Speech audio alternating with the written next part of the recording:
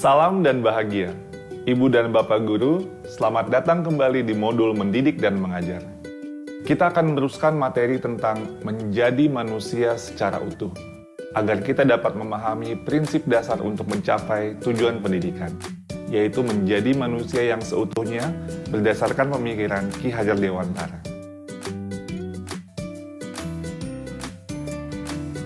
Manusia sebagai makhluk ciptaan Tuhan Yang Maha Esa memiliki dua bagian utama pada tubuhnya, yaitu badan jasmani atau lahir dan badan rohani atau batin.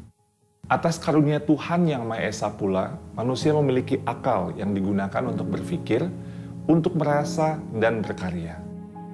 Bersatunya pikiran, perasaan, dan kehendak dapat menimbulkan daya dan memunculkan budi pekerti yang menandakannya sebagai manusia merdeka, yaitu manusia yang dapat memerintah dan menguasai dirinya atau mandiri, dan itulah kodrat sebagai manusia.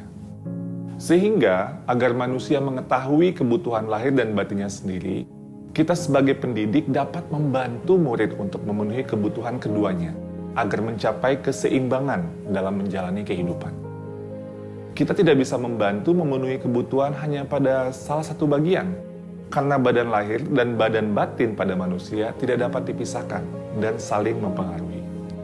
Maka pendidikan atau tuntunan seyogyanya mampu memberikan didikan lahir dan didikan batin kepada para murid agar terpenuhi kebutuhan kehidupan dan penghidupannya. Menurut Ki Hajar Dewantara, pendidikan adalah tempat persemaian benih-benih kebudayaan yang hidup dalam masyarakat dan daya upaya untuk memajukan perkembangan budi pekerti, pikiran, dan jasmani. Ibu dan Bapak Guru, kebudayaan merupakan hasil budi manusia secara lahir dan batin yang didapat dari perjuangan terhadap dua pengaruh kuat, yaitu alam dan zaman. Pengembangan budi pekerti berupa olah pikiran atau olah cipta, olah rasa atau menghaluskan perasaan atau karakter, olah karsa atau menguatkan kemauan, dan olahraga atau menyehatkan jasmani adalah sebuah bentuk pendidikan yang holistik yang akan menuntun bagaimana murid dapat tumbuh kembang secara baik. Sekaligus menjadikannya sebagai manusia yang merdeka, yaitu manusia yang dapat bersandar atas kekuatan lahir dan batinnya sendiri dan tidak tergantung kepada orang lain.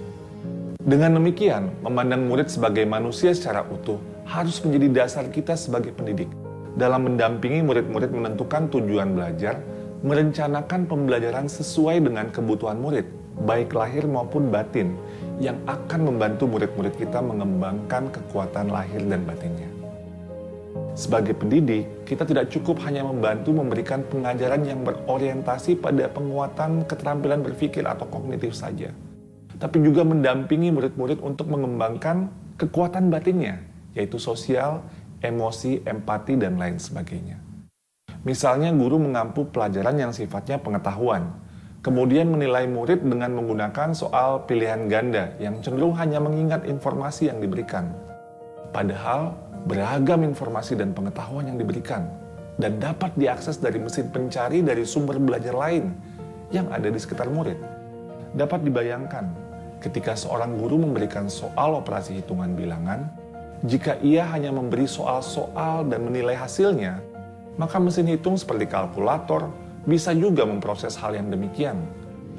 Kekuatan keterampilan berpikir memang benar harus diasah dan ditingkatkan.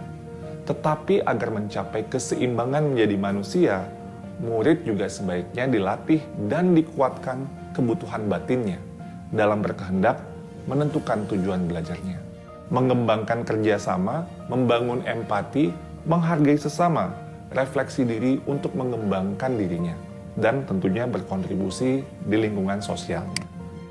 Sehingga pembelajaran yang direncanakan sesuai dengan kebutuhan murid dan ditujukan untuk memajukan perkembangan budi pekerti akan membantunya menjadi manusia-manusia yang merdeka.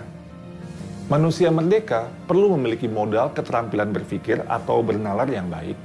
Keterampilan berpikir atau bernalar membutuhkan proses sepanjang hayat.